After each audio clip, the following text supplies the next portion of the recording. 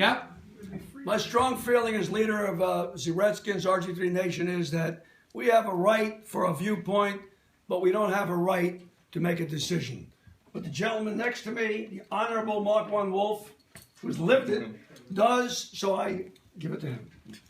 Let's hear it for Mark One Wolf. One Wolf. Thank you. Well, I'm honored by the words of super fan that that my opinion on the subject is a valid opinion. Your viewpoint. Yeah, my viewpoint. Anybody can give an opinion. Right. Well, what he pretty much hit the nail on the head.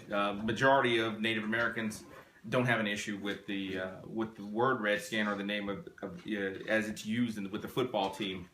Yeah, it comes down to that the word itself was a self-identifier that was literally translated into French and then English, actually. And so it's actually a Native American word that was literally translated. And those of us who know our history and honor our history, respect it. And not to mention the amount of history that Native America has with the Boston Redskins and the Washington Redskins all together, in terms of the coach at one time, Lone Star Dietz, being Native American himself.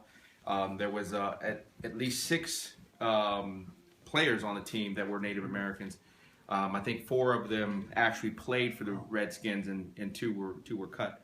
And they were Native Americans.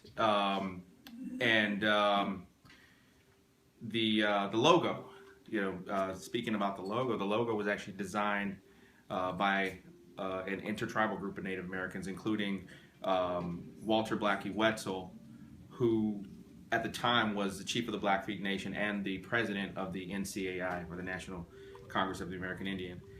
And by respecting that gift, the logo was a gift to this team, and by respecting that that gift, we cannot change the logo or the name,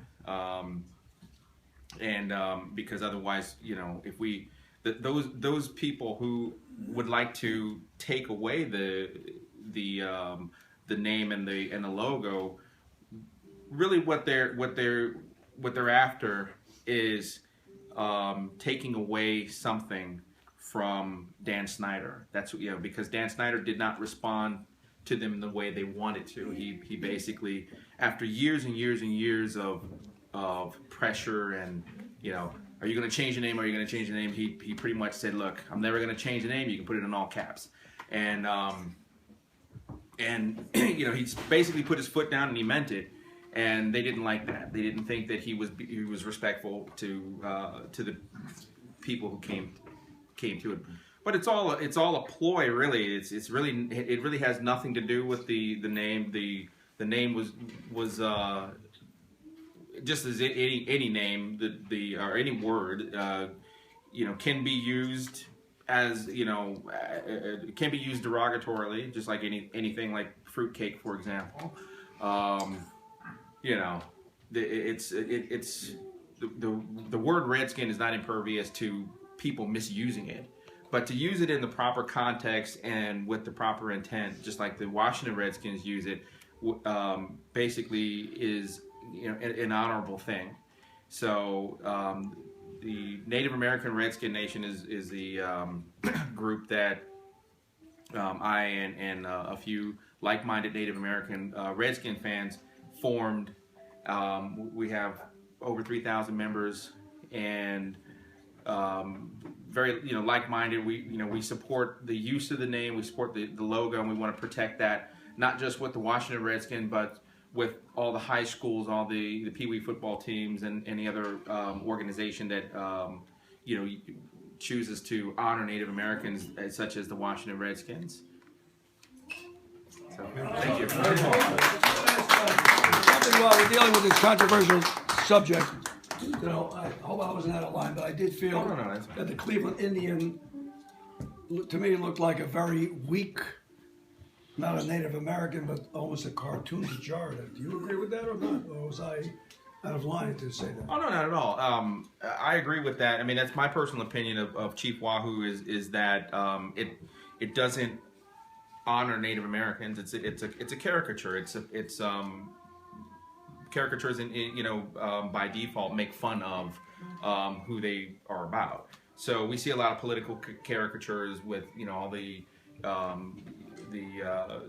senators and presidents and candidates and everything like that, and they're made to make fun of. So that's what Chief Wahoo is to me. However, I will say this: there are a lot of Native Americans who don't have a problem with Chief Wahoo, and I don't think forcing the team to change the name or the logo is the right thing to do. If we can respectfully go to the team and maybe give them an alternative design, just as the group of the intertribal group of Native Americans I mentioned before with Walter Blackie Wetzel heading that. They came to the Washington Redskins. We didn't have a Native American on the side of the helmet. And they said, if you want to honor Native Americans, put an Indian on the side of your helmet. And they gave 5 different. They created 5 different logos that were created by Native Americans. And everything that we do is always done in prayer, through prayer and ceremony. And so these logos, and that's why this logo is so powerful, because it was created through prayer and ceremony.